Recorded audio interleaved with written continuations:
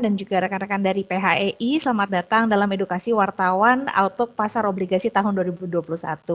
Terima kasih telah bergabung siang hari ini dan terima kasih juga kepada Kepala Departemen Riset PT Penilai Harga Efek Indonesia PHEI, Bapak Roby Rusyandi yang telah menyempatkan waktu untuk dapat berbagi dan juga sharing ke teman-teman wartawan nih. Sepertinya udah lama ya kesempatan ini, kan waktu itu kayaknya 2 tahun yang lalu ya Pak ya, waktu itu sama Pak Wahyu ya. Pak Wahyu ya, 2 tahun lalu. Iya, udah lama banget. Waktu itu kan kita sempat ketemu di Investology tuh terakhir seingatku. Mungkin nanti kita juga akan sharing-sharing nih tentang outlook pasar obligasi tahun 2021 karena sekarang memang lagi pandemi dan kegiatan edukasi kita semuanya dilakukan secara virtual. Semoga tidak mengurangi insightful dan juga sharing yang bisa didapat sama teman-teman wartawan sekalian. Mungkin sebelum kita mulai, kita mau sesi foto dulu ya Pak, dan juga teman-teman PHI semuanya. Ini akan di spotlight sama tim dari Bursa. Silakan menyalakan kamera untuk dokumentasi. Silakan teman-teman wartawan yang mau nyalain kamera dulu juga boleh. Kalau ada yang berlebih dari 1 orang, nanti kita bikin jadi 1 frame aja ya. Iya, boleh. Silakan. Bilang ya, Mungkin Di, kalau udah. Pak Roby, Mbak siapa tadi? Mbak Lili, Mas Nikodimos, oke. Ini berempat aja Mbak Yoyo ya, berarti ya? Boleh. Ya, oke. Semuanya ngadap ke kamera. Saya hitung 3, 2, 1. Sebentar.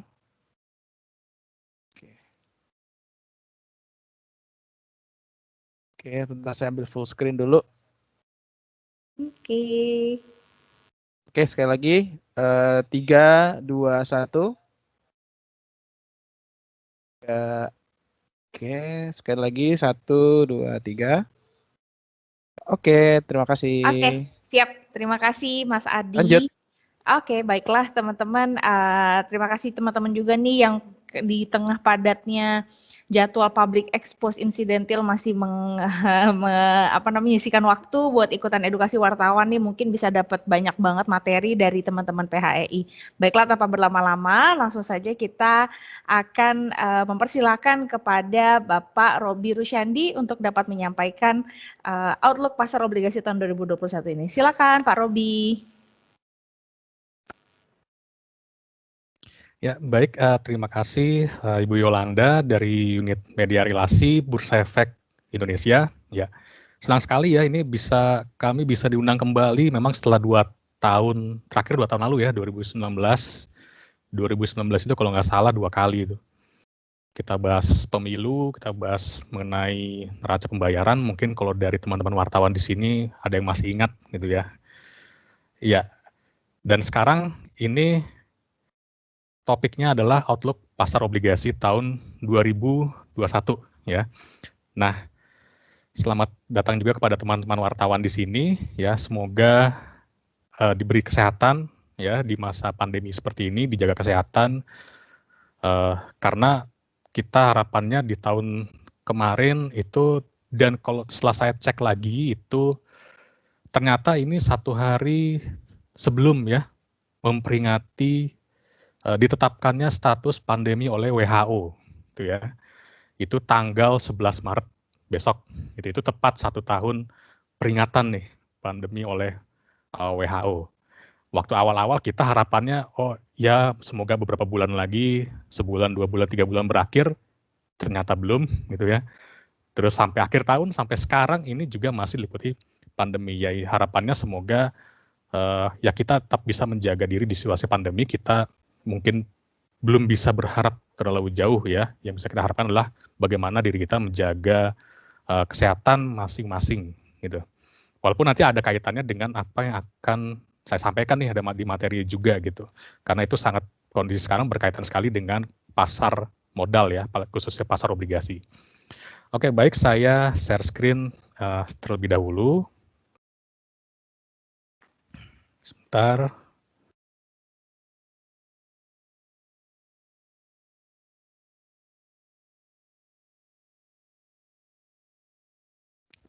Oke, ya. Semoga sudah muncul ya. Nanti kalau misalkan ada gambar yang belum muncul, bisa dinotif gitu ya. Atau suara saya kurang jelas ya. Kebetulan ini juga saya lagi WFH, jadi nanti kalau muncul suara-suara yang aneh-aneh gitu, atau yang membingungkan, diabaikan saja ya. Karena memang harap maklum ini di kondisi di rumah saya. Oke. Siap, Pak. Baik. Outlook pasar obligasi 2021. Nah, di sini saya coba mengambil subtopik ya, membuka dengan pertanyaan nih ya. Will the skies turn cloudy in the brighter economy? Nah, apakah langit akan menjadi mendung gitu ya di tengah kondisi ekonomi yang lebih cerah nih gitu. Karena ini juga nanti teman-teman wartawan, tentu saya juga mungkin bisa belajar banyak juga dari teman-teman wartawan tentunya, karena teman-teman wartawan banyak berinteraksi ya dengan pelaku pasar, dengan regulator, dan dengan banyak pihak gitu. Jadi banyak informasi sebenarnya gitu ya. Ya, kenapa saya ambil tema dengan pertanyaan ini gitu ya? Karena inilah yang kita alami ya, yang kita rasakan di pasar obligasi ya. Kok kayaknya ada anomali gitu ya, terutama dalam sebulan kebelakang ini, bahkan dari awal tahun gitu ya. Nah, apa yang terjadi di pasar obligasi hingga saat ini, dan kira-kira sampai akhir tahun ini akan seperti apa gitu ya. Nah, pertama saya akan coba menunjukkan ini adalah indeks return ya di pasar obligasi. Jadi kalau di pasar saham ya kita mengenal adanya IHSG ya.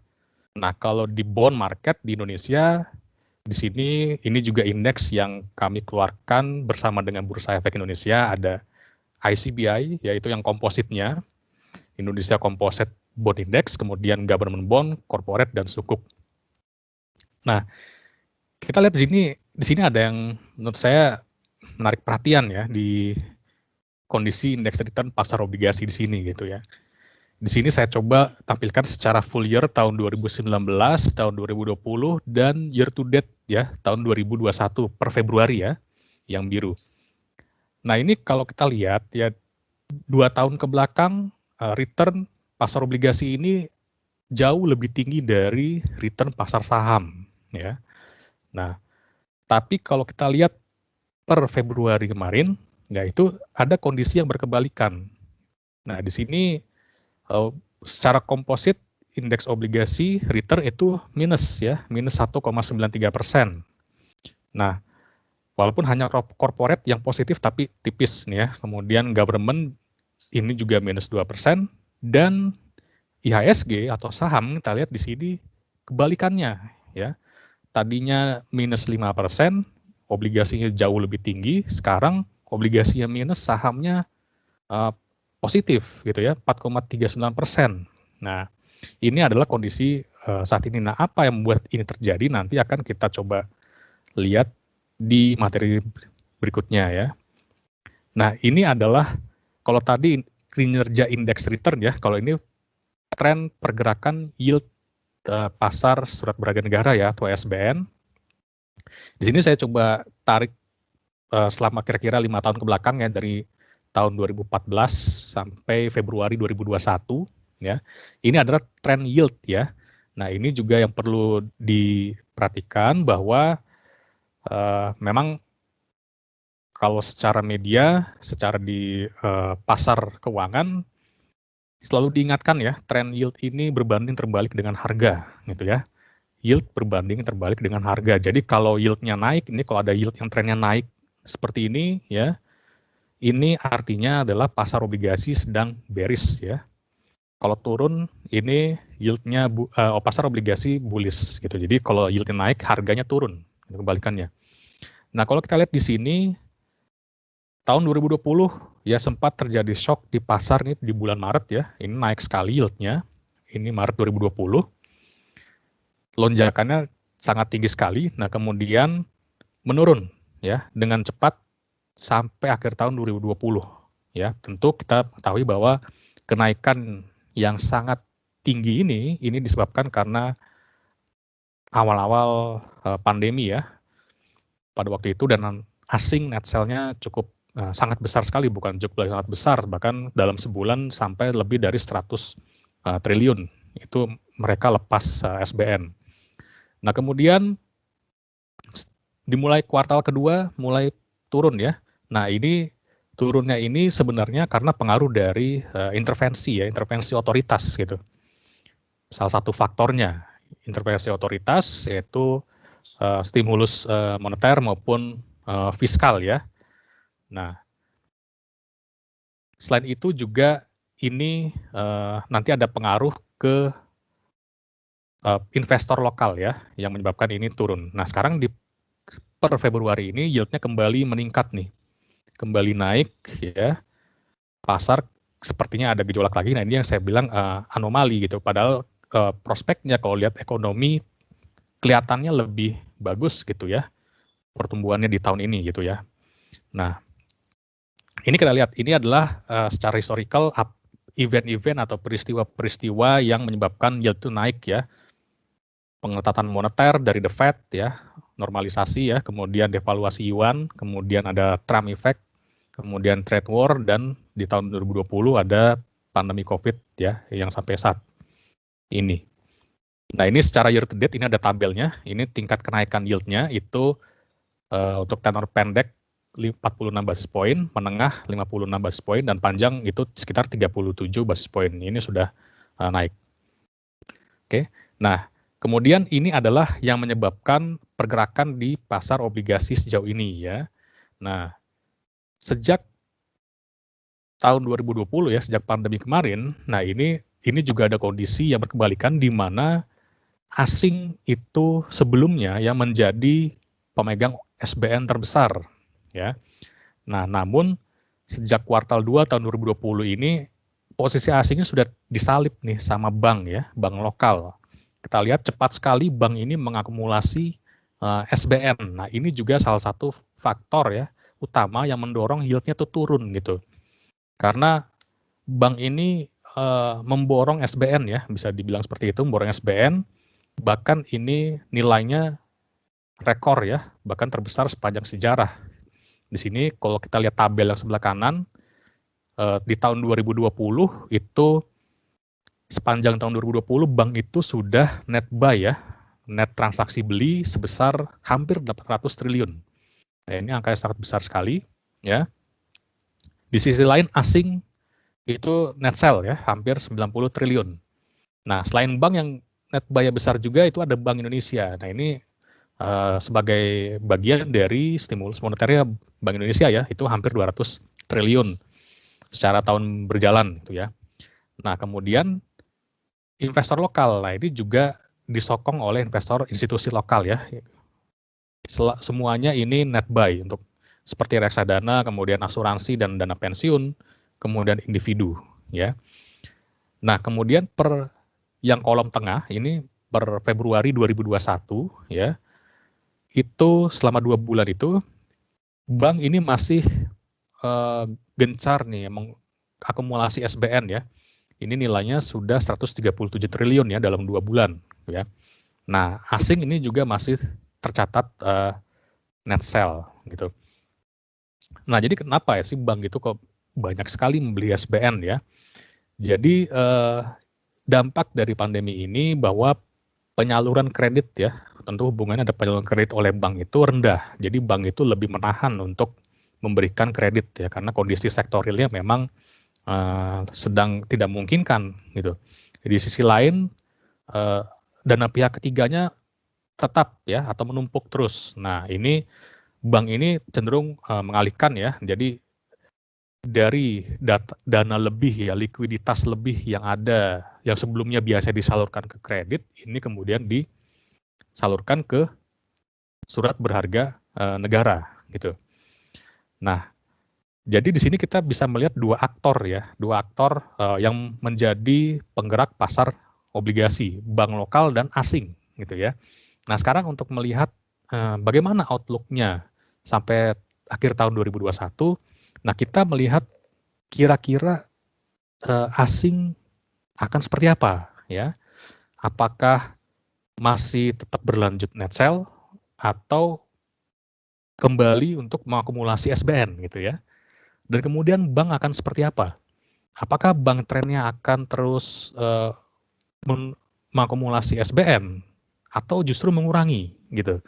Nah, itu adalah dua hal kunci yang kita lihat untuk menjawab bagaimana outlook di pasar obligasi ini, ya bagaimana asing, bagaimana bank. Ya, dan kalau investor lokal yang lain itu sebenarnya moderat ya.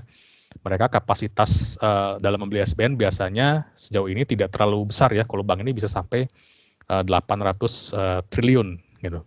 Nah, sekarang kita coba ke asing dulu. Investor asing, apa yang dilihat oleh investor asing dalam berinvestasi di pasar obligasi Indonesia gitu ya.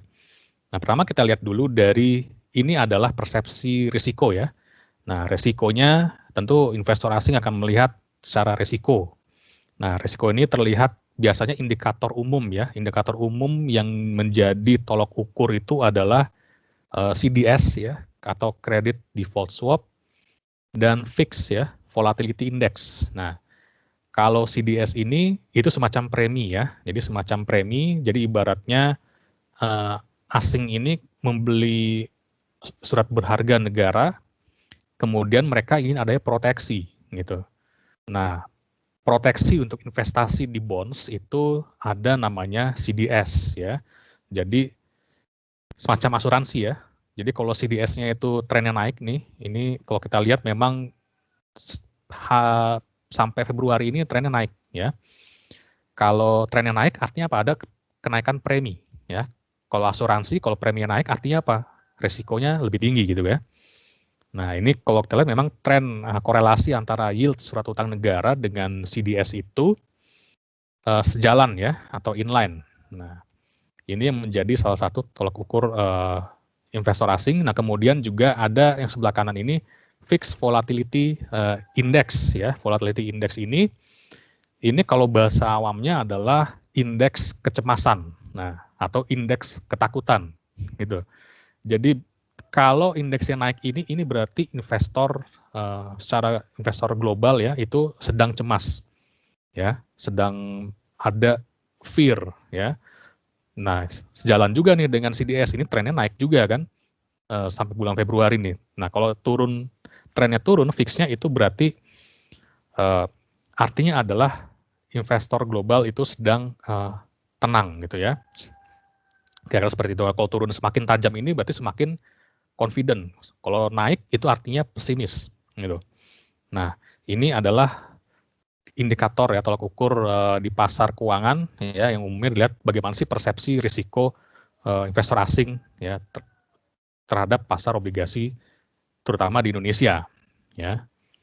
Nah, kemudian investor asing kira-kira melihat apa sih untuk dia menentukan berinvestasi di pasar obligasi Indonesia atau tidak ya.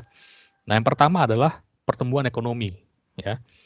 Nah, kita melihat di sini pertumbuhan ekonomi global ya. Di sini kita lihat, saya coba ambil data dari World Bank ya. Ini proyeksi per Januari ya yang terupdate.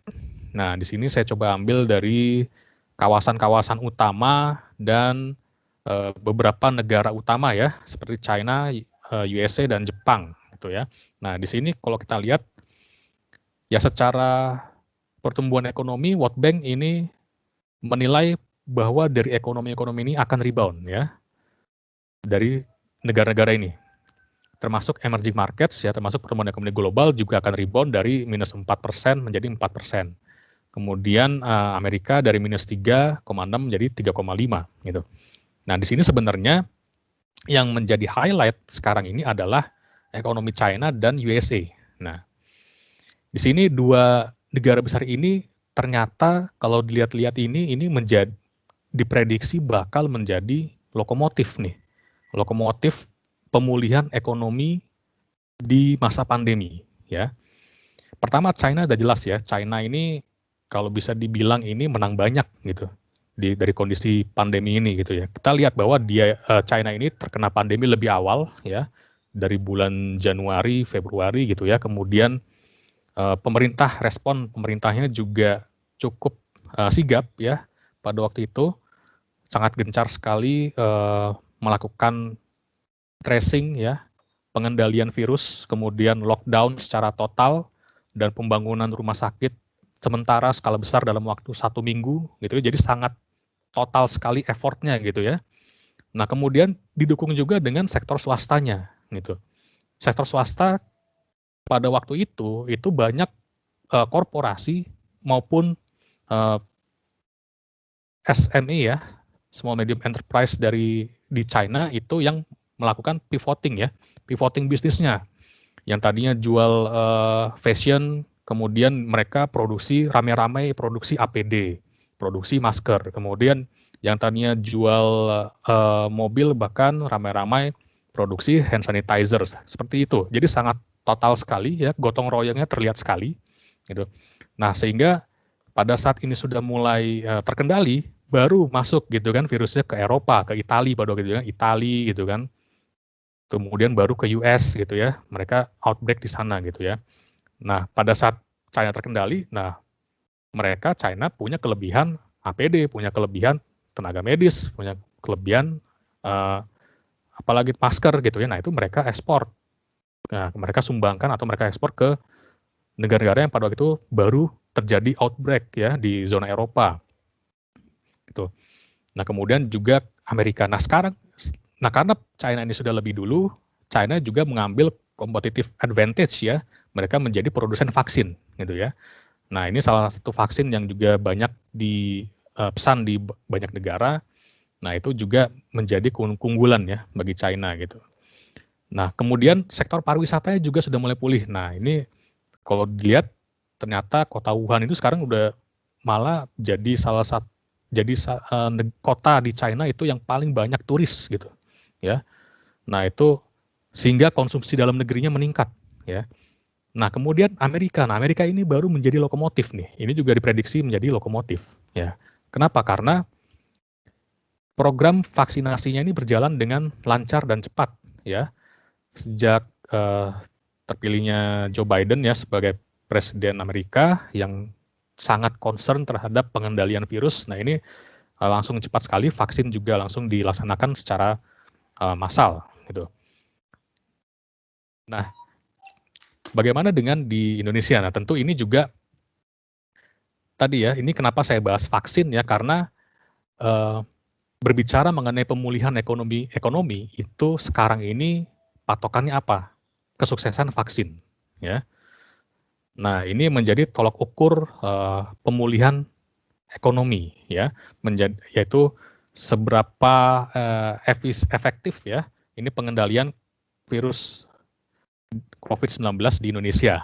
Nah, di sini saya ambil data yang sebelah kiri. Ini adalah mungkin dari rekan-rekan wartawan ada yang sudah update ya terkait hal ini dari Bloomberg dan Johns Hopkins University yang dikutip dari Straits Times ya, yang dalam artikel tersebut pertanyaannya adalah kapan pandemi ini akan berakhir gitu. Nah, dari Bloomberg tersebut itu untuk menjawab kapan akan berakhir itu tergantung dari seberapa cepat ya pelaksanaan vaksin dari 75% populasi gitu. Itu tolak ukurnya yang dijadikan tolak ukur adalah menurut artikel di Bloomberg tersebut gitu. Nah, di sini kalau kita lihat ya tentu ini harus mayoritas ya. Jadi nggak boleh nggak rata nih. Harus mayoritas negara itu 75% dulu. Jadi kalau ada yang sekarang udah 75%, tapi di belahan dunia lain masih ada yang di bawah 10% misalnya, itu masih dia katakan masih belum selesai gitu. Karena apalagi virus ini kan lintas global ya. Jadi harus rata dulu nih proses vaksinasinya gitu. Nah, dari sini dilihat bahwa dengan kondisi saat ini pada waktu itu datanya di awal bulan Februari ya, itu bahwa vaksin 75% populasi dunia itu bisa divaksin dalam waktu 7 tahun ya. Nah, Indonesia bahkan ini diproyeksi itu 10 tahun ya. Butuh waktu 10 tahun untuk memvaksinasi 75% dari populasi. Nah, ini ya tentu ini cukup membuat down ya. Tadinya kita harapannya wah pandemi berakhir beberapa bulan lagi, setahun lagi harapan berakhir, tapi di sini ada penelitian seperti ini 10 tahun ya kalau vaksinasinya, karena mereka menghitung bahwa per hari Indonesia itu hanya sanggup sekitar 60.400 orang divaksin ya. Bahkan di situ Amerika tadi ya kita lihat itu per hari bisa 1.300.000, jadi untuk 75% populasi bisa 11 bulan ya. Nah, namun ini ada harapan juga nih bahwa pemerintah membuka keran nih ya bagi vaksin mandiri ya atau gotong royong. Jadi diharapkan ini bisa lebih cepat ya target Kementerian Kesehatan kalau nggak salah 15 bulan gitu ya untuk bisa 75% dapat vaksin. Nah, ini update progresnya yang sebelah kanan ya, ini saya ambil dari infografis Kementerian Kesehatan, ini per 7 Maret ya. Per 7 Maret itu, nah sasaran yang divaksin itu ada 181 juta gitu ya, dengan dosis vaksin 2 kali sekitar 400 juta kali ya, berarti karena per orang 2 kali gitu. Nah, di sini progresnya kalau kita lihat untuk tahap ini kan masih nakes, kemudian petugas publik dan lansia itu total ada 40 juta 300, dan yang sudah mendapat 2 kali vaksinasi itu 1.100.000 atau sekitar 2%. Ya, jadi di kuartal pertama ini masih sekitar 3% itu untuk yang belum dihitung yang umum ya, karena yang umum ini belum mulai ya, yang umum. Nah, kemudian secara vaksinnya sendiri itu baru sekitar 30 juta ya, kalau nggak salah 30 juta ini baru tiba. Ya, tadi dari kebutuhannya sekitar 400 juta vaksin. Nah, baru tiba 30 juta, yang kemarin yang terupdate itu dari AstraZeneca itu baru datang 1 juta. Gitu. Nah, ini kenapa sih bisa lama ya? Tentu ini karena tantangannya dari segi distribusi ya. Kita membayangkan vaksin itu nggak kayak distribusi makanan gitu, nggak kayak distribusi barang pada umumnya. Ya, kita vaksin itu perlu ada handlingnya khusus gitu ya. Dari produsen kemudian dikirim dulu mungkin ke Jakarta ya, itu pun juga harus dihandling dengan suhu yang sesuai ketentuan, bahkan ada yang sampai harus minus 70 derajat gitu ya. Nah, kemudian dari Jakarta bayangkan bagaimana distribusinya ke pelosok-pelosok gitu ya. Nah, itu yang menjadi tantangan handling dari vaksin ini sendiri. Nah, itu makanya ketika kita waktu awal kita membayangkan vaksin, oh ya harapannya cepat. Oh, tapi di lapangan teknis distribusinya ternyata itu menjadi tantangan tersendiri gitu. Nah, ini adalah kondisi di Indonesia. Ya, kita harapkan dengan adanya vaksin mandiri ini bisa lebih cepat ya. Nah, kemudian ini saya juga ambil bagaimana kasus update COVID-19 ini, mungkin ini ya harap bisa menjadi sedikit kabar baik ya. Karena kalau saya lihat di sini update-nya per 7 Maret ya, ini mayoritas melandai ya. Kalau saya ambil dari negara-negara utama di sini, termasuk Indonesia sendiri juga kasus hariannya ini sudah melandai ya, sudah turun gitu. Nah, kemudian baru-baru ini juga, namun di sisi lain itu ya, kita ada kasus varian baru ya, yang dari UK. Nah, namun kalau dilihat lagi ini saya coba ambil bagaimana update harian yang negara-negara yang paling bawah ini, ada Brazil, UK, Afrika Selatan nih. Kenapa saya kelompokkan di sini? Ini adalah negara-negara yang menjadi origin varian baru ya, mutasi virus corona ya, dari UK, Brazil, dan Afrika Selatan. Kalau dari UK itu ya katanya cepat menyebar gitu ya. Kalau Afrika Selatan katanya tidak hanya cepat menyebar, tetapi lebih berbahaya juga gitu. Nah, dari Brazil juga sama gitu ya. Nah, di sini mungkin hal positif yang bisa kita lihat adalah ternyata di UK dan di Afrika Selatan turun kok gitu kasusnya. Tuh ya. Nah, ini juga semua tidak terlepas dari sejalan dengan program vaksin ya, vaksinasi di berbagai dunia gitu. Dan di sini yang masih rising hanya Brazil ya kalau kita lihat dari negara-negara ini. Nah, ini diharapkan menjadi kabar baik gitu bagi kondisi ekonomi. Oke. Nah, namun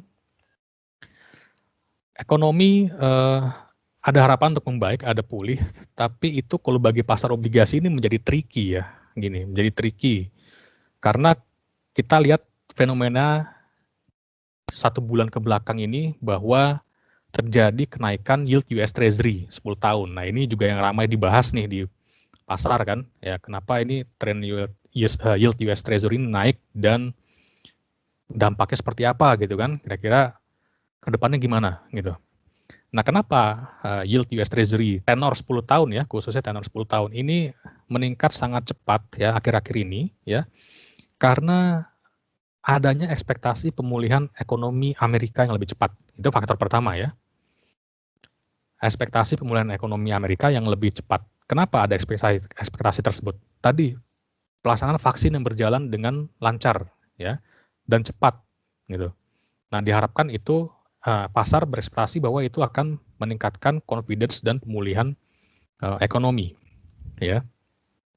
Nah, karena ada ekspektasi pemulihan tersebut, ya. Nah, kemudian indikasinya juga ada pengalihan dana dari US Treasury ke pasar saham, ya. Maka kalau kita lihat tren di pasar saham di Amerika, kita lihat S&P, Dow Jones, Nasdaq itu trennya meningkat ya secara overall gitu. Nah, di sisi lain ini obligasi turun ya karena ada confidence ya. Jadi bayangkan di tahun lalu itu semua mayoritas investor baik yang profil risikonya rendah ya, investor konservatif maupun agresif itu cenderung menahan untuk berinvestasi di instrumen yang berisiko. Jadi mereka taruh dulu di instrumen yang rendah. Nah, sekarang ketika ada sinyal-sinyal pemulihan, nah mereka langsung cepat mengambil momen ya, mengalihkan ke instrumen yang lebih berisiko, misalnya saham gitu. Makanya tadi kalau kita lihat di awal di Indonesia pun juga terlihat seperti itu kecenderungannya. Return dari saham sekarang kebalikan ya, positif. Sementara obligasinya negatif gitu karena ada confidence ya dari pelaku pasar khususnya asing gitu ya terhadap ekspektasi ekonomi Amerika. Gitu. Nah, pemulihan ekonomi ini kalau di pasar itu kaitannya akan ke inflasi. Nah, inflasi ini sangat ditakuti ya bagi investor global gitu, khususnya inflasi di Amerika Serikat gitu. Ekonomi pulih, berarti nanti inflasi bakal cepat juga nih naik gitu ya. Nah, maka itu ada istilah fear of accelerating inflation ya. Jadi ada ketakutan inflasi akan naik dengan cepat gitu. Karena ditambah lagi dengan sekarang tren harga minyak dunia ini lagi naik ya. Bahkan sudah rekor dalam setahun ke belakang ya, udah di atas, bahkan ada yang sempat menyentuh 70 ya, kalau nggak salah 70 US dollar per barrel gitu. Nah, kemudian tadi ekspektasi pemulihan ekonomi AS itu juga kenapa bisa ada ekspektasi itu? Selain vaksin apalagi? Stimulus ya, stimulus fiskal. Nah, jadi pemerintah AS ya ini sangat total sekali untuk melakukan pemulihan ekonomi ya terlihat dari sangat gencar sekali atau masifnya stimulus fiskal yang digelontorkan gitu ya. Nah, bahkan ini kemarin baru lagi di-approve sekitar 1,9 triliun dolar ya kalau tidak salah. Nah, itu juga langsung memberikan kejutan bagi pasar ya. Ini seakan-akan jadi semakin mengkonfirmasi bahwa inflasi akan naik dengan cepat. Karena begini, karena pelaku pasar juga ada yang mengkhawatirkan bahwa karena ini resesi yang terjadi selama ini itu cenderung resesi yang dipaksakan ya, yang ditahan gitu ya. Jadi pertumbuhan ekonomi yang ditahan, jadi bukan secara alami gitu. Karena aktivitas lockdown kan. Nah, kekhawatirannya adalah nanti ketika sudah memang ekonomi mulai confidence, nah itu bisa tiba-tiba langsung booming gitu ya. Nah, itu ada juga analisis seperti itu. Misalkan di sektor pariwisata misalnya. Kalau misalkan confidence sudah meningkat, ini sektor pariwisata ini rawan booming nih ya. Rawan naiknya akan drastis gitu. Kenapa? Karena orang udah nahan-nahan jalan-jalan gitu ya selama setahun ke belakang gitu. Nah, kemudian ketika confidence naik ini bisa jadi langsung melonjak gitu. Ini salah satu sektor yang ada beberapa sektor ya yang akan bisa terjadi seperti itu. Kemudian sektor apa lagi? Sektor retail ya. Orang nahan-nahan jalan-jalan ke mall gitu. Nah, once ini confidence naik, ini bisa jadi booming gitu. Bisa jadi lonjak. Sektor retail ya, hal seperti itu. Nah, itu yang dikhawatirkan bahwa inflasi ini bisa tiba-tiba naik dengan cepat gitu. Nah, itu tadi muara inflasi ya, kemudian defisit fiskal AS karena stimulusnya cukup besar. Nah, maka ini pelaku pasar ini perlu diyakinkan nih kira-kira akan seperti itu gak ya gitu ya. Nah, kalau di bond market ini memang mereka dengan adanya stimulus moneter dari The Fed itu cukup menenangkan ya pasar ya. Jadi The Fed masih komitmen untuk melakukan pembelian obligasi, tapi sekarang market ini masih menunggu kira-kira respon dari central bank seperti apa dengan kejadian kenaikan yield US Treasury yang cepat ini gitu. Ya. Nah, jadi tren yield US Treasury yang meningkat terus, ini bisa memberikan resiko sudden reversal ya. Jadi investor asing tuh bisa beralih ke US Treasury gitu, karena US Treasury ini dianggap sebagai safe haven gitu. Makanya US Treasury naik, sekarang pengaruhnya ke bond market terasa ya. Yieldnya naik, kemudian asing memang net sale-nya tadi cukup besar, bahkan sebulan bisa 20 triliun ya hari gitu. Nah ini juga kekhawatiran terkait dengan stimulus fiskal ya. Jadi bagi perekonomian itu akan tentu ekonomi akan bagus ya. Stimulus fiskal yang sangat masif ya, bisa mengangkat belanja, konsumsi ya. Tapi di bond market ini melihat, wah ini pemerintah mengeluarkan tambahan stimulus, artinya US Treasury yang harus diterbitkan akan lebih banyak gitu. Supply-nya akan melimpah. Nah, ini yang mendorong kenaikan yield US Treasury. Nah, bahkan di sini ya ini juga salah satu sentimen yang turut andil dalam meningkatkan yield US Treasury. Ini ada report dari Congressional Budget Office ya, atau CBO ya beberapa waktu lalu, bahwa defisit anggaran di bulan Januari itu sudah melebar nih ke 165 miliar US dollar dari 33 miliar di bulan yang sama tahun lalu. Gitu ya. Nah, jadi sekitar 13,3% PDB. Gitu.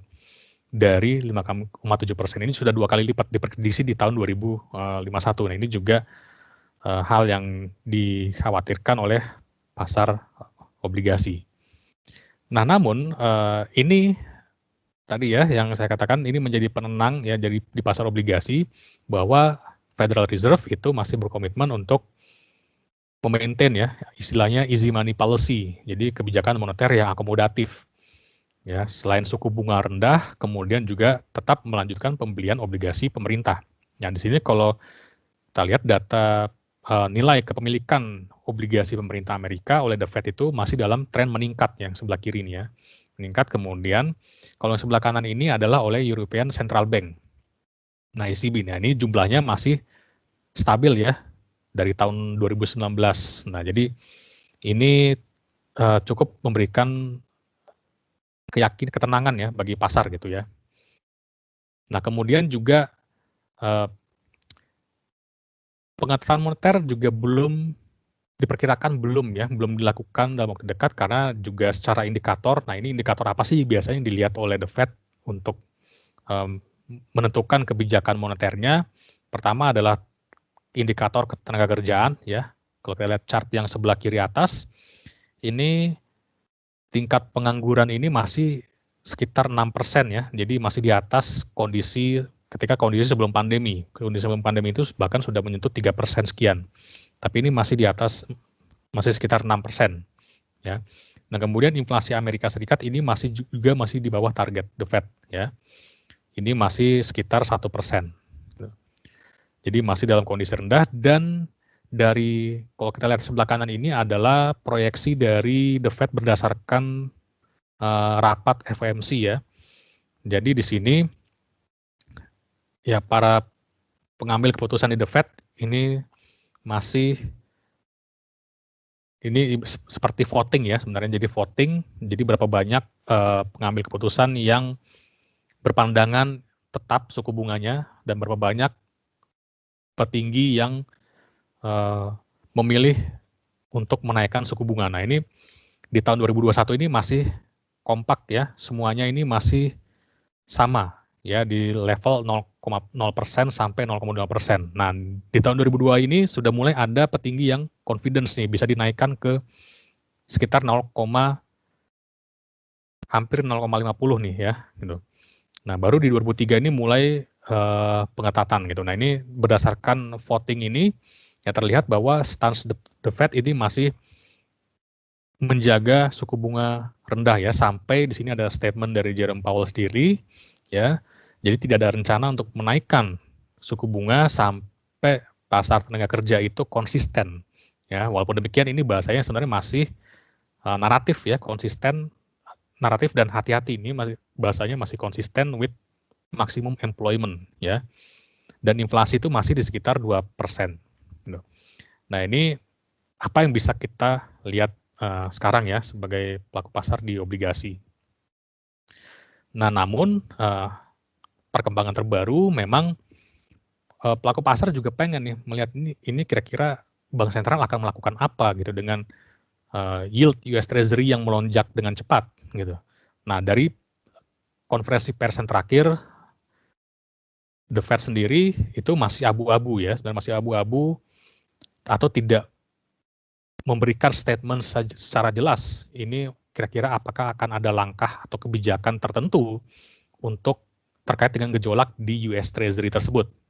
Nah, namun ini yang terupdate, ini saya ambil terupdate kemarin bahwa Bank Sentral ini akan coba melihat, mempertimbangkan langkah apa yang akan dilakukan nih untuk merespon kenaikan yield US Treasury atau gejolak di bond market ya akhir-akhir ini. Nah, tapi masih dalam 10 hari ke depan katanya. Ini masih akan dibahas nih ya, baru mulai merespon. Nah, ini adalah tanggal-tanggal, jadi di bulan ini cukup banyak nih ya meeting dari Bank Sentral yang utama nih ya. Ini bahkan di hari ini sudah akan ada meeting dari Bank of Canada. Nah, ini akan melihat ya, pelaku pasar akan mencermati akan seperti apa responnya, bagaimana respon terhadap gejolak di pasar obligasi akhir-akhir ini. Nah, kemudian besok itu ada ECB meeting ya. Nah, kemudian di tanggal 18 ini, nah ini banyak sekali, ini ada 3 nih, The Fed itu akan mengeluarkan update ya, akan meeting, FOMC meeting, kemudian juga RDG Bank Indonesia ya, ini juga kita nantikan ya, Bank of England juga di hari yang sama. Nah, kemudian di tanggal 22 Maret itu ada Bank Sentral China. Nah, di sini harapannya adalah pelaku pasar ingin melihat bahwa Bank Sentral ini ada upaya khusus terkait bagaimana meredam gejolak di bond market akhir-akhir ini gitu. Karena akibat pengaruh dari kenaikan yield US Treasury. Nah, ini kita tunggu aja nih update seperti apa nih gitu ya. Nah, sekarang faktor yang dilihat juga oleh investor asing itu adalah dari segi real yield ya. Nah, ini ada istilah real yield. Ini apa maksudnya? Yield yang setelah dikurangi dengan tingkat inflasi. Itu adalah real yield ya.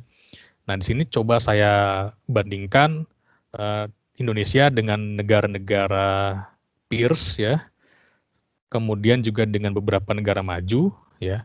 Ini yang ratingnya kira-kira sepantaran ya, negara peers-nya tuh seperti India, Rusia gitu, Thailand, Filipina ya. Nah, memang kalau dilihat dari sini ternyata real yield-nya ini masih atraktif ya.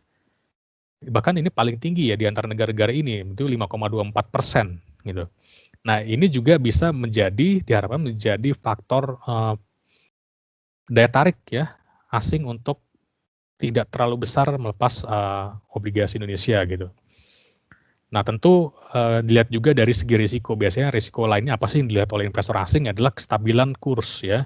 Nah, ini kalau kita lihat memang rupiah ini sudah bisa dibilang cukup stabil ya. Simpangan volatilitasnya tidak terlalu tinggi ya. Kira-kira seperti itu. Nah, ini adalah salah satu faktor yang diharapkan bisa memicu asing itu tidak melepas terlalu banyak atau bahkan masuk ke pasar obligasi Indonesia. Gitu. Kemudian bagaimana dengan ekonomi Indonesia? Ini sekarang faktor domestiknya. Tadi faktor global, apa yang diperhatikan, nah kemudian faktor domestik. Ya, di awal saya dalam pertanyaan topik tadi brighter ekonomi gitu, ekonomi yang lebih cerah ya. Nah, kira-kira yakin nggak nih bakal lebih cerah di tahun ini gitu kan pertanyaannya ya. Nah, kalau kita lihat memang ini adalah proyeksi pertumbuhan ekonomi dari World Bank, IMF, dan EDB ya di tahun 2021 ya. Kalau kita lihat forecast mereka terbaru ini sekitar 4%, ya 4-5%. Walaupun ini menurun gitu. Ya, tapi diperkirakan ya memang ekonomi Indonesia tentu akan lebih baik dari tahun lalu ya, karena tahun lalu itu kita ada PSBB yang sangat ketat sekali gitu ya. Nah, itu juga, kemudian orang juga banyak yang masih benar-benar disiplin dalam menerapkan protokol kesehatan ya, stay at home gitu ya. Nah, makanya ekonominya terkontraksi gitu. Nah, kalau kita bandingkan dengan kondisi sekarang ini sampai kuartal pertama ini ya, Ya kalau kita lihat dari fenomena di jalan deh dia, secara realnya seperti apa. Nanti mungkin teman-teman wartawan juga tentu mobile ya, tentu bisa menyaksikan nih kondisi di Jakarta sekarang seperti apa sih gitu ya, kalau dibandingkan dengan tahun lalu gitu ya. Tahun lalu, kalau tahun lalu tuh saya bilang doa orang Jakarta itu kayak ini ya, terjawab gitu ya. Kapan Jakarta bebas macet, kapan gitu ya. Tapi ternyata bisa kejadian gitu kan, kosong gitu. Jalan-jalan Sudirman kosong, Gatot Subroto kosong. Nah itu. Sekarang kalau dibandingin sekarang. Nah kondisi sekarang seperti apa? Nah saya yakin pasti setuju ya. Sekarang sudah macet lagi gitu ya. Orang-orang kayaknya udah confidence keluar gitu ya. Bahkan walaupun statusnya PPKM gitu, tapi kondisinya sudah macet ya. Sudah bahkan pelaku usaha juga ya seperti restoran, kafe ya, kelihatannya juga sudah walaupun secara aturan berapa 50% kan, 50% tapi full gitu. Nah, itu yang realitas yang kita lihat sekarang. Nah, itu merupakan sinyal ya, sinyal ekonomi akan pulih gitu. Ya. Karena perbedaannya kelihatan gitu ya dari tahun lalu ke sekarang. Kalau tahun lalu sepi, sekarang sudah mulai macet ya. Berarti ada aktivitas ekonomi di situ. Nah, harusnya pertumbuhan ekonomi di kuartal pertama ini bisa lebih baik gitu ya. Nah, ini jadi apa sih faktor yang menentukan recovery ekonomi Indonesia? Pertama adalah confidence. Ya, kita udah confidence bukan sih untuk beraktivitas di luar kan gitu pertanyaannya ya. Nah, apa yang membuat kita confidence? Tentu vaksin. Nah, itu kan kita divaksin harapannya supaya bisa confidence. Pemerintah juga berharap kan secara global seperti itu. Vaksin confidence kemudian bisa beraktivitas tentu dengan protokol kesehatan gitu ya. Nah, ini juga walaupun tadi ada faktor pertimbangan kapan nih vaksinnya bisa 75% terjadi. Nah, ini masih ketidakpastian pandemi menjadi faktor utama risiko ya pertumbuhan ekonomi di Indonesia di tahun 2021 ini. Gitu. Nah, kemudian ini adalah bagaimana dengan outlook dari kebijakan suku bunga acuan Bank Indonesia gitu ya. Nah, ini tentu apa sih yang dilihat oleh BI gitu kan dalam menentukan suku bunga, inflasi dan nilai tukar ya. Inflasi di sini kita lihat di chart yang sebelah kiri itu yang kuning ya, masih trennya rendah ya, bahkan di bawah sasaran Bank Indonesia ya. Jadi dengan kondisi ini kita bisa melihat bahwa pengetatan moneter ini belum akan terjadi ya. Bahkan ruang penurunan masih ada justru ya karena inflasinya yang trennya masih rendah. Kemudian nilai tukar rupiah juga yang masih rawan ya gejolak akibat sudden reversal tadi ya net sell asing di pasar modal gitu. Nah, ini yang menurut saya masih Bank Indonesia masih berhati-hati untuk melakukan pengetatan moneter. Nah, kemudian bagaimana bank? Nah, itu kan bank ini masih tetap tinggi gak sih mengakumulasi obligasi? Kita lihat ya. Tadi faktor apa yang membuat bank itu mengakumulasi SBN adalah likuiditas yang berlebih ya. Likuiditas bank yang berlebih ya karena penyaluran kreditnya rendah. Kemudian di sisi lain dana pihak ketiganya berlebih. Nah, maka bank ini mengalihkan ke instrumen surat berharga negara ya. Nah, jadi kita lihat tolak ukurnya adalah bagaimana proyeksi dari pertumbuhan kredit ya. Nah, pertumbuhan kredit berdasarkan OJK itu tahun ini ya sepertinya masih belum bisa 10%, masih di bawah ya, bahkan 7% pertumbuhan kredit proyeksinya tahun ini. Nah, itu menjadi tolak ukur bahwa bank masih akan likuiditasnya masih akan mencukupi gitu. Jadi masih ada potensi bank untuk mengakumulasi SBN gitu ya.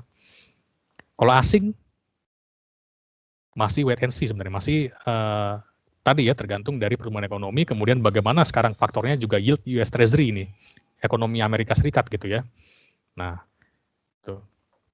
Nah, kemudian juga ini stimulus fiskal yaitu masih berlanjut karena tetap masih kondisi pandemi, pemerintah masih ingin mengupayakan percepatan program pemulihan ekonomi nasional ya, atau PEN. Nah, ini target penerbitan SBN-nya ini masih tinggi ya. Secara gross itu masih di sekitar 1.500 triliun, defisitnya juga masih ya hampir 6% gitu. Nah, ini artinya ini apa? Supply SBN ini masih akan melimpah ya di pasar obligasi Indonesia. Nah, namun itu bukan faktor yang perlu dikhawatirkan ya terkait dengan supply yang melimpah seperti di Amerika tadi kan. Kalau di Amerika tadi yield US Treasury defisitnya membengkak, tentu harganya akan turun ya atau yield naik. Tapi kalau di Indonesia ini karena ada pengaruh dari kebijakan kerjasama antara Bank Indonesia dengan Kementerian Keuangan ya, di mana Bank Indonesia ini bisa menjadi penyerap SBN yang besar gitu. Jadi kenaikan yield itu bisa diredam gitu. Nah, ini terkait dengan penerbitan surat utang negara ya. Nah, sekarang saya coba tunjukkan ini kaitannya dengan obligasi korporasi ya. Tadi kalau obligasi negara ya. Nah, sekarang kalau di korporasi gambaran seperti apa? Nah, di korporasi ini tentu pergerakan yield-nya itu mengikuti surat berharga negara ya. Jadi kalau tren SBN-nya turun, maka yield obligasi korporasi juga akan turun. Kalau naik, maka yield obligasi korporasi juga akan naik. Nah, ini kalau kita lihat juga ya, yield obligasi korporasi ini juga trennya meningkat nih ya. Nah, ini saya ambil sampel untuk obligasi yang rating AAA ya. Nah, apa yang bisa kita cermati dari sini ya? Ini sebenarnya kalau dari sisi korporasi ini memberikan peluang cost of fund yang lebih rendah ya. Korporasi itu menerbitkan obligasi ya banyak juga untuk refinancing ya.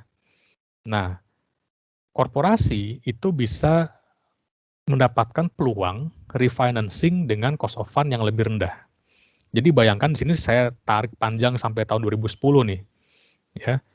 Jadi bayangkan di sini ini saya bagi ke dalam 3 tenor ya, yang biru 2 tahun, yang merah itu 5 tahun, yang hijau itu 10 tahun.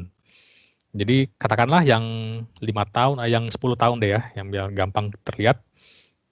Ada korporasi A, dia menerbitkan obligasi di Februari 2010. Dia kena kupon berapa? Sini 13%. Ya. Nah, korporasi A ini menerbitkan obligasi korporasi tenor 10 tahun. Ya. Nah, tentu di bulan Februari kemarin itu sudah jatuh tempo kan 10 tahun. Nah, korporasi tersebut bisa merefinance utang 10 tahun tersebut dengan menerbitkan obligasi tenor yang sama tapi dengan kupon yang lebih rendah ya. Nah, di sini kan kalau di tahun 2010 korporasi tersebut menerbitkan dengan 13%, tapi di saat ini itu bisa menerbitkan obligasi dengan tenor yang sama di kupon nggak nyampe 9%. Itu kira-kira gambaran seperti itu ya.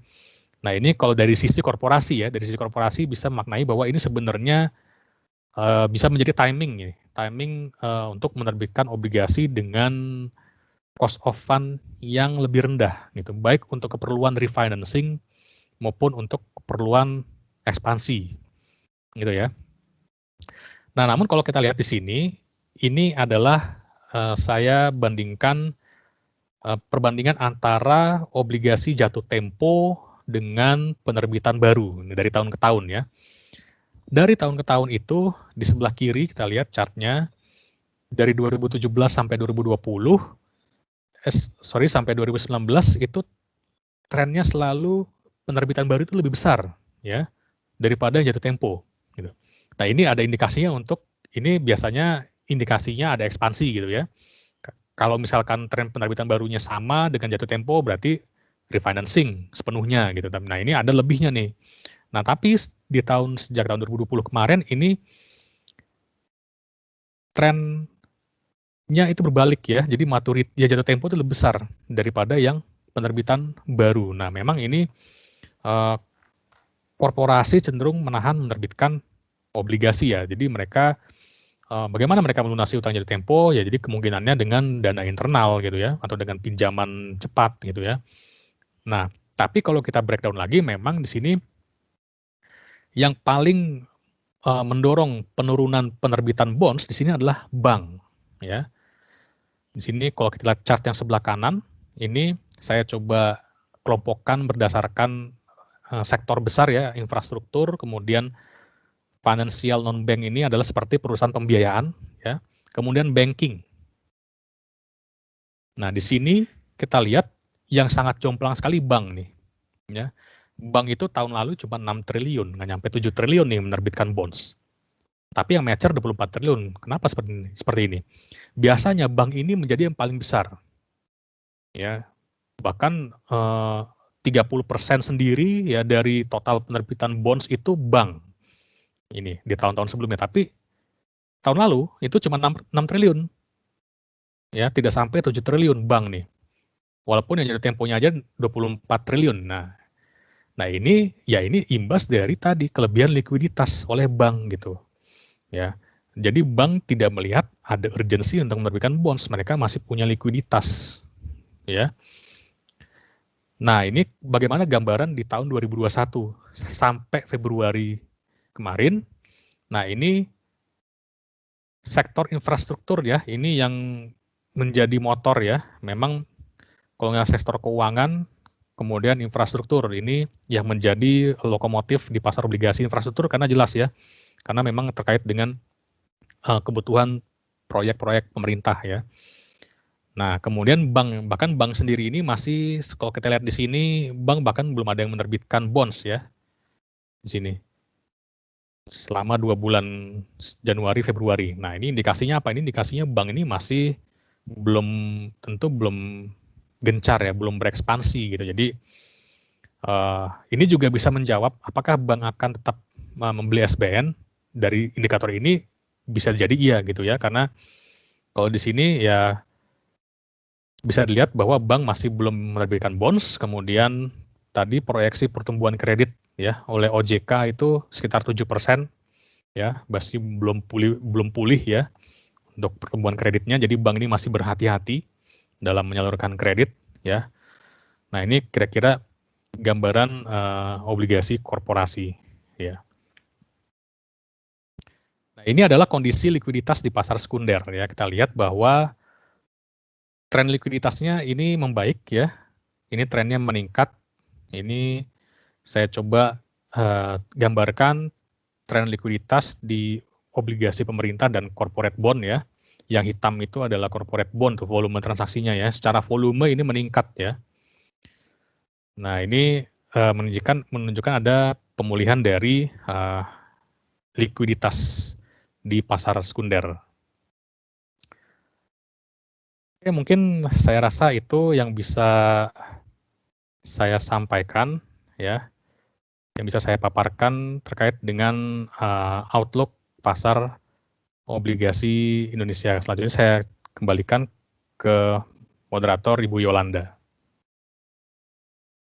Baik, terima kasih Pak Robi atas penyampaiannya. Aduh, background saya tiba-tiba hilang nih.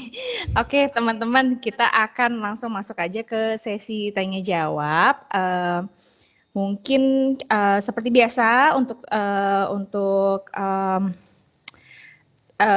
mekanismenya, silahkan mengetik tanya pada kolom conversation atau chat, meeting chatnya, silahkan saja ketik tanya, lalu nanti saya akan mempersilahkan untuk bertanya dengan cara menyalakan kamera dan juga mikrofonnya.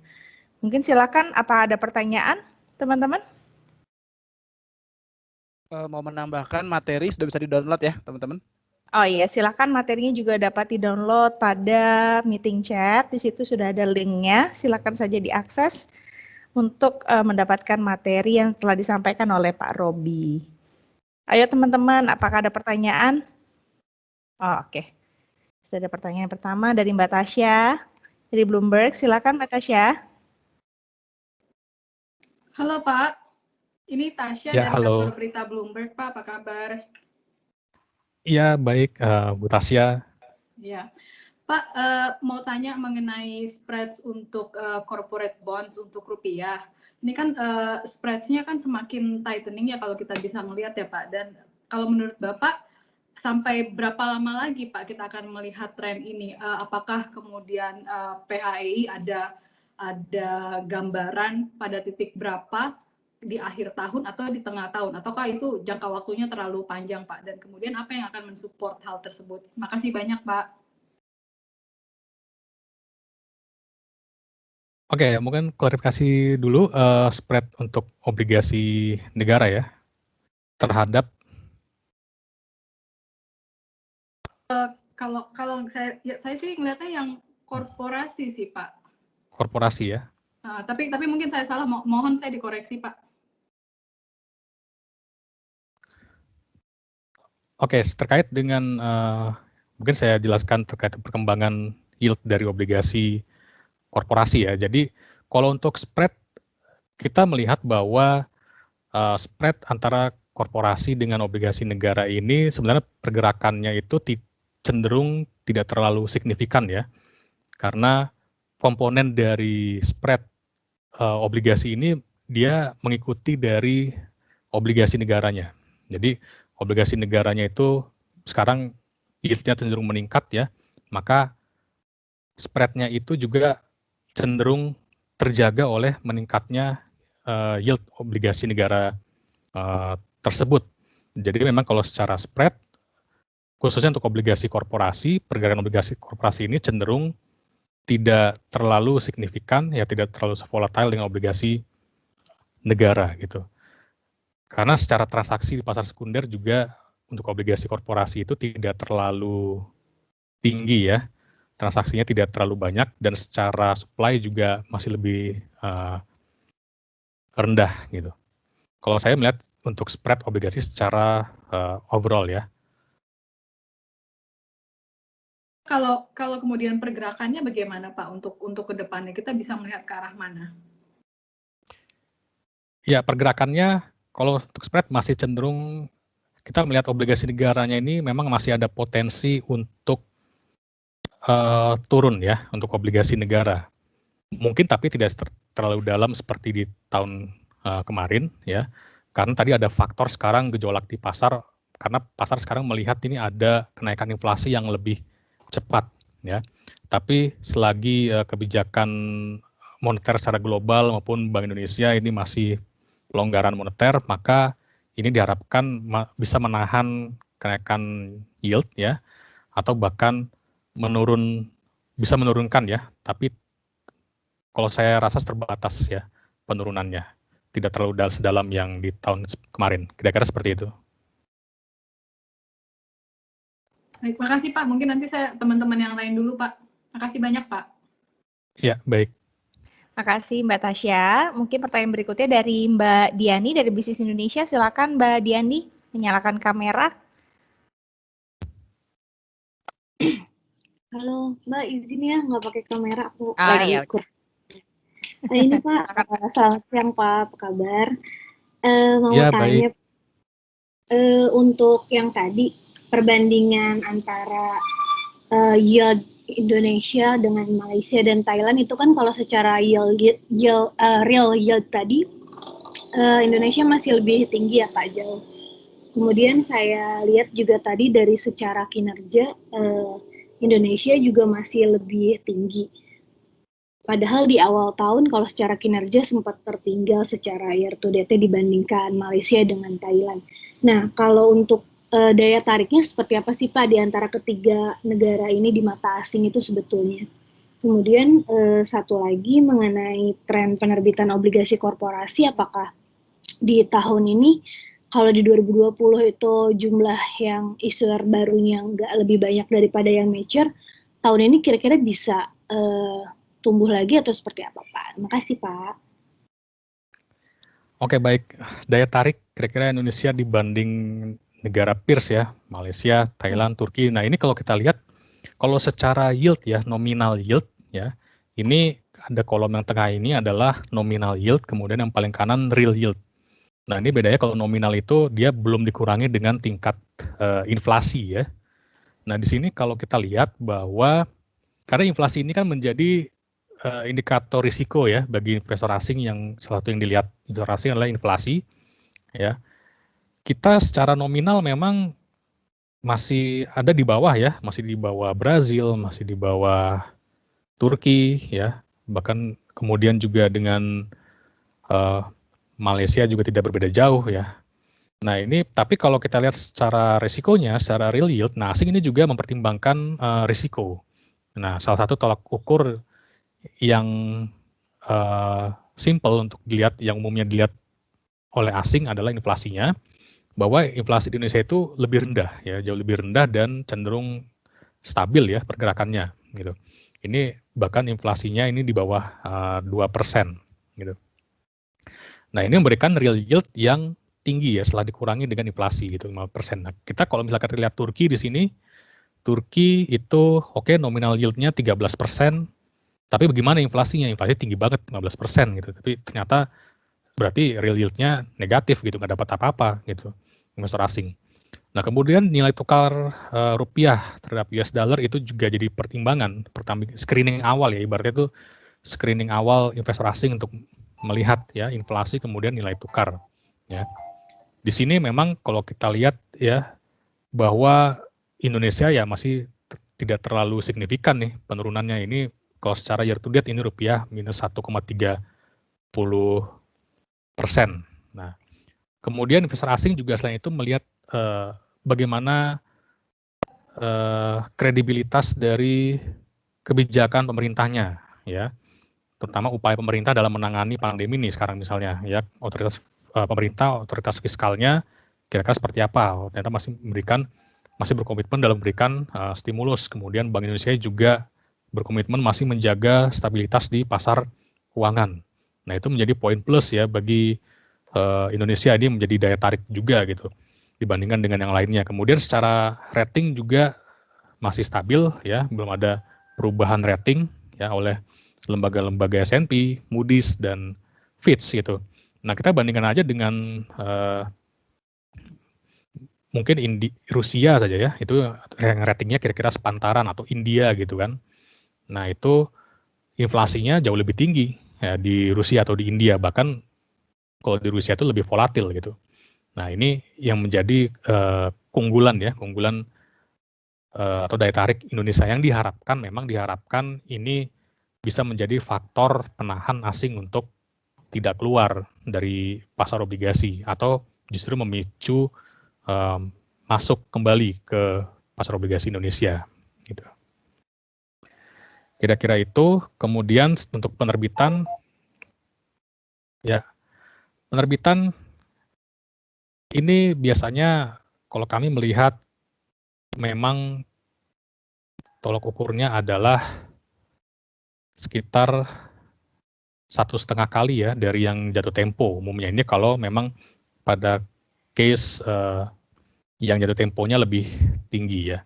Nah, ini kalau kita lihat di tahun kemarin, ini memang tidak berbeda jauh ya dengan jatuh tempo ya. Di sini maturity-nya sekitar 110 triliun ya. Kemudian penerbitannya ini sekitar 90 triliun. Nah, sekarang bagaimana dengan tahun ini ya? Tahun ini kita lihat memang yang kalau lihat dari segi sektor, bank kelihatannya, nah tadi juga saya sampaikan kalau bank ini menjadi motor ya penerbitan obligasi korporasi, tapi bank ini kelihatannya memang masih bersifat konservatif ya dalam menerbitkan. Jadi motor penerbitan obligasi itu masih pembiayaan keuangan dan infrastruktur ya, itu yang menjadi motor penerbitan obligasi korporasi. Ya, kalau kami perkirakan tidak berbeda jauh dengan kondisi tahun 2020 ya. Ini di sekitaran 100 triliun itu kemungkinan bisa sampai segitu ya. Nah, apalagi kalau ditambah lagi memang ada tadi ekspektasi pemulihan ekonomi ya. Jadi itu bisa diharapkan meningkatkan ekspansi perusahaan gitu. Kira-kira jadi tidak berbeda jauh dengan tahun 2020, tapi bisa ada peluang untuk lebih tinggi sedikit ya dari tahun 2020. Ya, mungkin itu yang bisa saya sampaikan. Oke, Pak Robi, Mbak Diani, Ya. udah cukup jawabannya? Siap, udah Pak. Makasih ya Pak, Mbak. Oke, thank you Ya. Mbak Diani.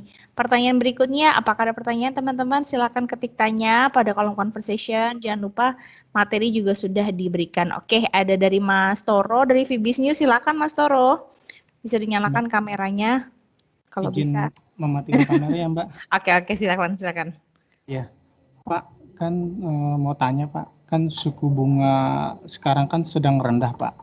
Nah, sebagai investor obligasi, ini bagaimana ya Pak prospek untuk obligasi tahun ini?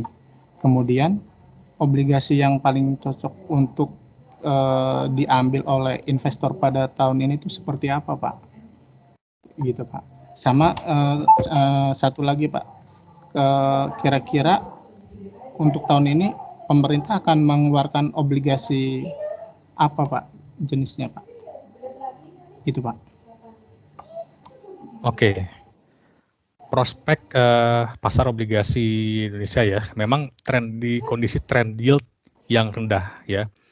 Nah, memang kondisi suku bunga rendah ini ya kita melihat trend yieldnya semakin tipis ya. Kalau bisa dilihat bagi investor ini yield yang bisa didapatkan ini semakin tipis gitu. Kalau kita lihat dari penerbitan obligasi retail kemarin itu bahkan sudah 5%-an ya kuponnya. Nah, memang ini tren yield yang semakin turun ini menjadi risiko bagi investor ya, khususnya investor institusi keuangan seperti asuransi, dana pensiun yang memang banyak berinvestasi di pasar obligasi ya. Kalau kita lihat bagaimana tren yield, nah ini akhir-akhir ini tren yield sedang meningkat ya. Nah, bagaimana nanti kira-kira hingga akhir tahun ya.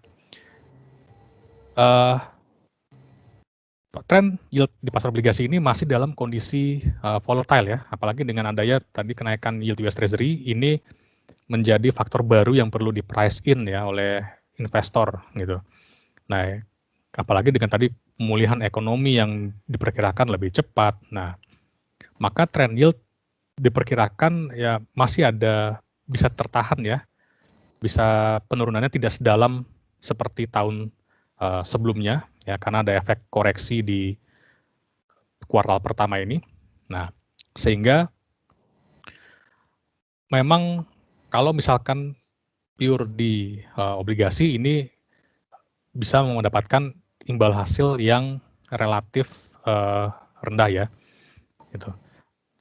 Kalau bagi investor institusi maka ini perlu ada strategi pengelolaan investasi ya, di mana investasinya itu tidak sebatas di dalam bentuk obligasi tapi dalam bentuk portofolio gitu. Nah, maka ini kalau kita lihat memang kecenderungannya ada indikasi confidence di pasar equity gitu ya. Mulai ada confidence di pasar equity, tadi return-nya meningkat ya di per 2 bulan pertama di tahun ini menjadi 5% gitu. Nah, maka yang bisa dilakukan investor adalah mengatur portofolio itu gitu. Ya, memix portofolionya ya. Tidak hanya bonds tapi juga ada instrumen yang lain ya seperti equity gitu ya. Nah, kemudian kalau ingin di bonds ini juga bisa diatur dari segi tenornya ya. Tenor itu juga bisa diatur portofolionya.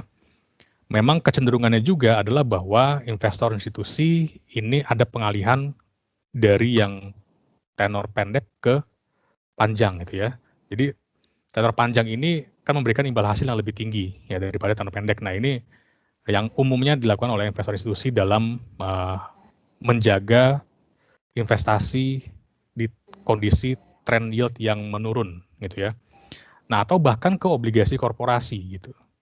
Nah, ini obligasi korporasi juga sekarang ini dipandang menjadi alternatif investasi karena memberikan yield yang lebih tinggi gitu. Walaupun memang tergantung dari profil risiko investornya ya.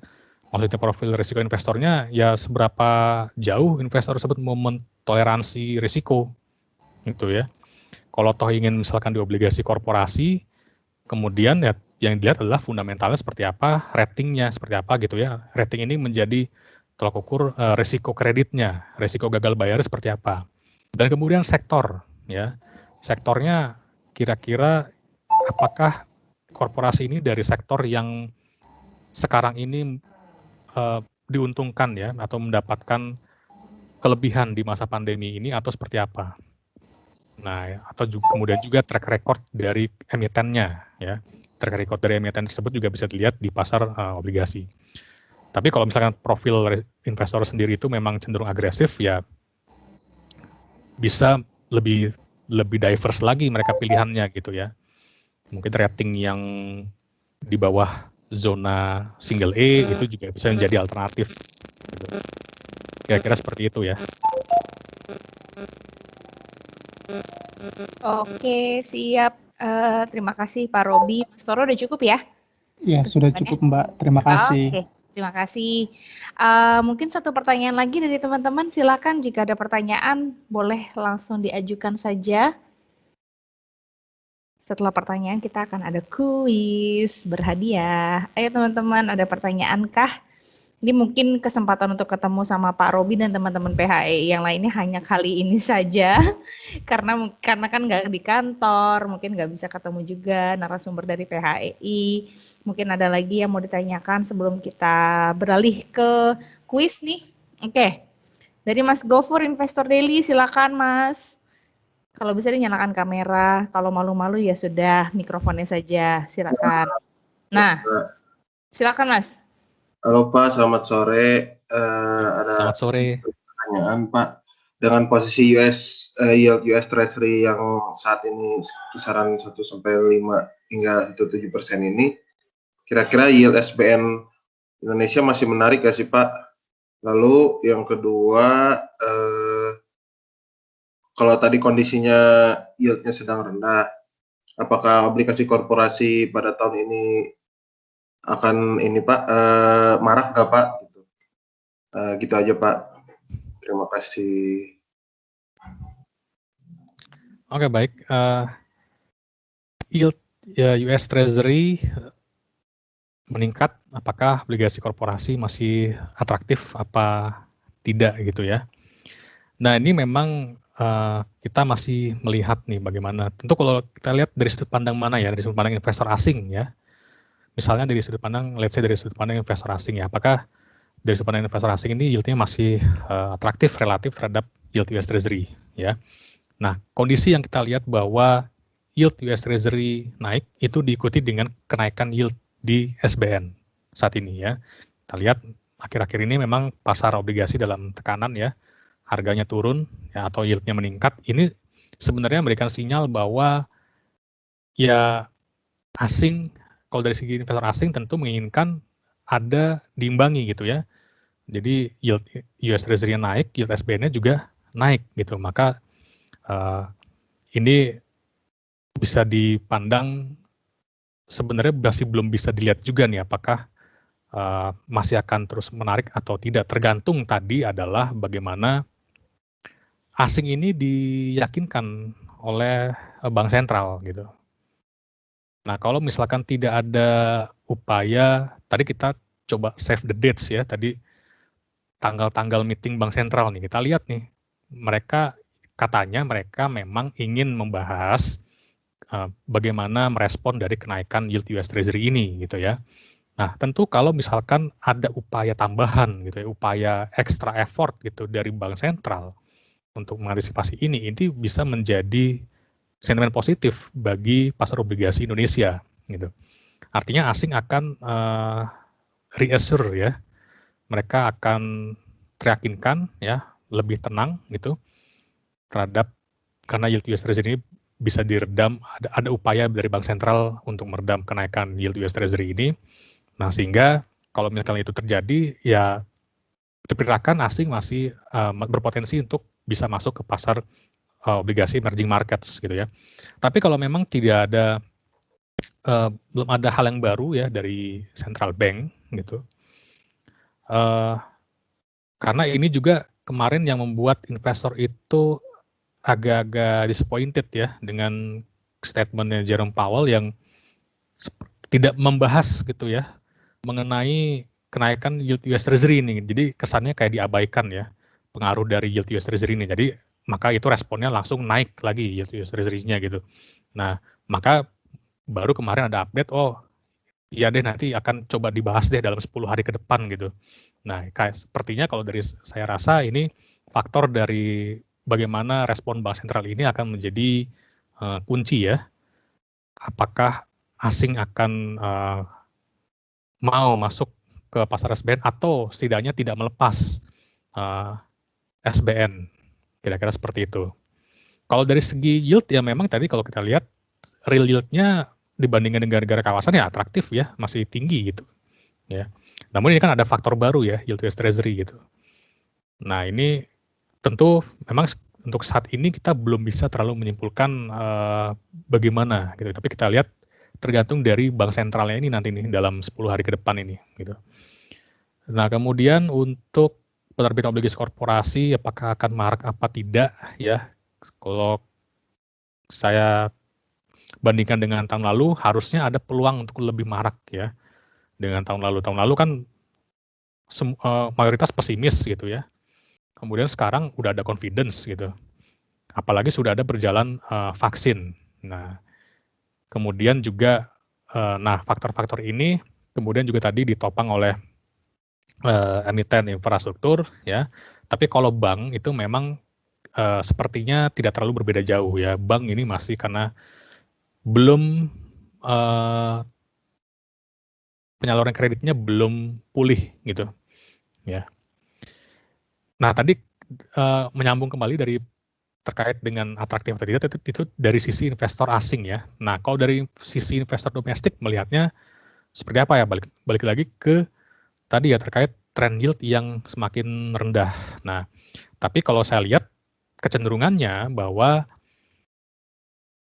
sejak setahun ke belakang ini ternyata memang investor domestik nih yang menopang pasar obligasi nih. Tadi bank net buy-nya sampai 800 triliun dalam setahun. Kemudian fund manager, kemudian juga dana pensiun, asuransi juga semuanya net buy. Dan sampai bulan ini pun masih net buy. Gitu. Jadi investor domestik saya rasa sih masih memandang ya karena dari domestik gitu ya. Tentu mereka mengerti fundamental kita akan seperti apa. Nah, kalau menurut saya dari investor domestik sepertinya tidak ada problem gitu ya. Kira-kira seperti itu. Oke, terima kasih Pak Robi, Mas Gofur, udah cukup ya untuk jawabannya? Ya, cukup, Mbak.